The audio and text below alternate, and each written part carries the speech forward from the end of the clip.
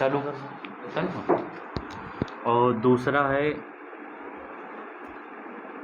वेग स्थिरांक, वेग स्थिरांक। और आखिरी है हमारे पास साम्य स्थिरांक।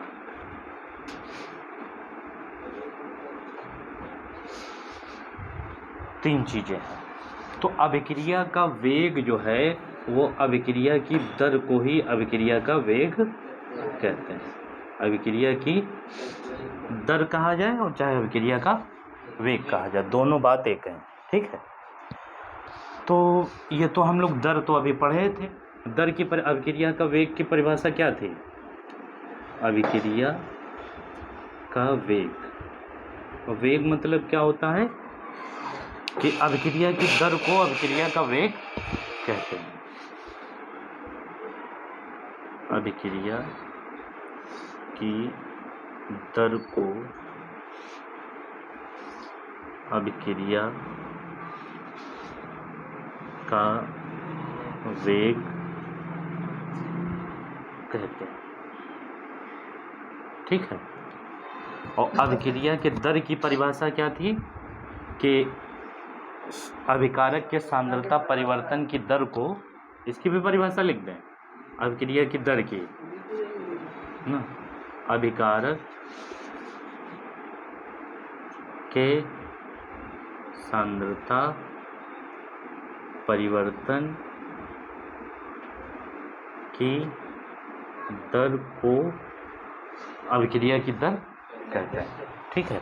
अब जैसे हम यहाँ पर एक अभिक्रिया ले लें A+B एरो और C और D से बना, तो इसकी अभिक्रिया की दर जो होगी वो dA/dt होगी और dB/dt होगी, dC/dt होगी और dD/dt होगी। यह अभिक्रिया की दर है। अब बात यह है कि A लगातार घटता है, वहाँ पर हम dx/dt से लिखे थे ना, तो वहाँ पर x परिवर्तन हो रहा था, यहाँ पर तो ये जो घट रही है इसको लिखेंगे माइनस। किससे?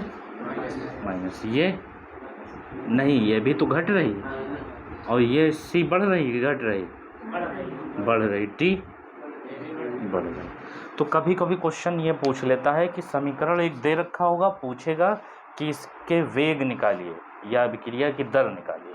जैसे एक समीकरण दे रखा है N2 + 3H2 एरो 2NH3, एक ये दे रखा, एक ये दे रखा है H2 2HI, ठीक है।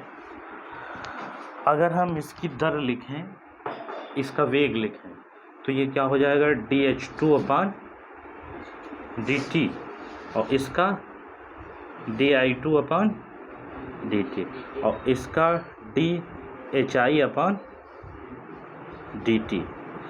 ठीक है। ये माइनस में होगा, ये भी माइनस में, ये प्लस में। लेकिन एक चीज़ हमें ध्यान रखना है कि अगर कोई आगे संख्या लिखी है तो वो बटे में लिख दी जाए, ठीक है। इसी तरीके से इसकी अगर लिखना हो दर तो D और सक्रिय द्रव्यमान N2/T ना, और फिर dH2/dt ना, और ये बटे में 3 लिख दिया जाएगा। फिर ये D सक्रिय द्रव्यमान NH3/dt और बटे में 2 लिख दिया जाएगा। इसमें ये प्लस रहेगा, माइनस, ये प्लस। तो इस तरीके से इनके वेग हम निकालते हैं और इनके सबके वेग बराबर, ठीक है। ये इतनी बात समझ में नहीं है। अब हम यहाँ से लिखेंगे दर समीकरण, दर समीकरण। इसकी दर समीकरण क्या बनेगी? dx/dt बराबर के सक्रिय द्रव्यमान A और सक्रिय द्रव्यमान B, यही तो बनेगी दर समीकरण। अब दूसरी हेडिंग पे हम लोग आ रहे हैं, वेग स्थिरांक। वेग स्थिरांक यहाँ के को कहते हैं, के को क्या कहते हैं? वेग स्थिरांक। के हमारा क्या है? वेग स्थिरांक। अब ये जो वेग स्थिरांक है, अगर अभिकारक की सांद्रता 1 हो, कितनी हो? अभिकारक की सांद्रता 1 हो तो dx बटे dt बराबर k होगा ना। अगर अभिकारक की सांद्रता 1 हो जाए तो जो अभिक्रिया की दर, इसी को अभिक्रिया की दर कहते हैं ना, dx बटे dt को r कहते हैं, अभिक्रिया की दर ही वेग स्थिरांक कहलाती है। हाँ, तो वेग स्थिरांक की परिभाषा क्या होगी?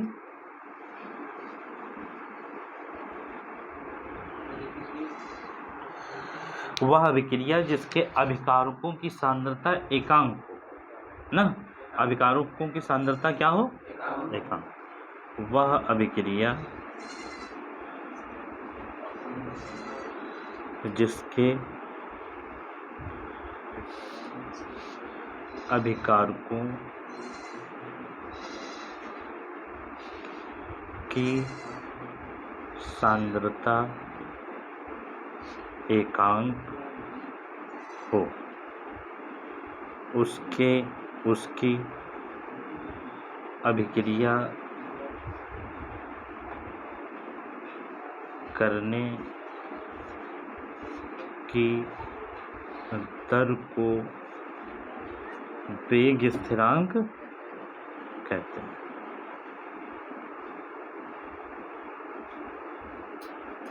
ठीक है, ये परिभाषा वेग स्थिरांक। जब अभिकारक की सांद्रता 1 हो जाएगी तो जो अभिक्रिया की दर है उसी को वेग स्थिरांक कहेंगे ना।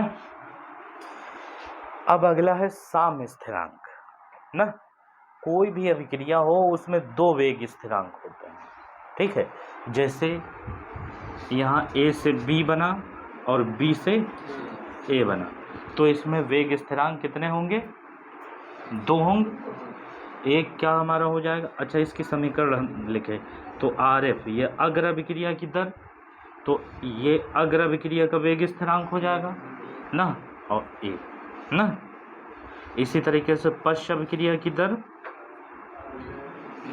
KB और यहाँ पर B। ठीक है, तो अग्र अभिक्रिया और पश्च अभिक्रिया ये दोनों जो है, अग्र अभिक्रिया का ये वेग स्थिरांक K, क्या K F, और पश्च अभिक्रिया का वेग स्थिरांक B, दोनों का जो अनुपात है उसको हम Kc से लिखते हैं और इसी को कहते हैं साम्य स्थिरांक। साम्य स्थिरांक क्या होता है? अग्र अभिक्रिया का वेग स्थिरांक और पश्च अभिक्रिया का वेग स्थिरांक, दोनों के अनुपात को साम्य स्थिरांक कहते हैं। ठीक है, तो ये तीनों बातें आ गई समझ में? ठीक।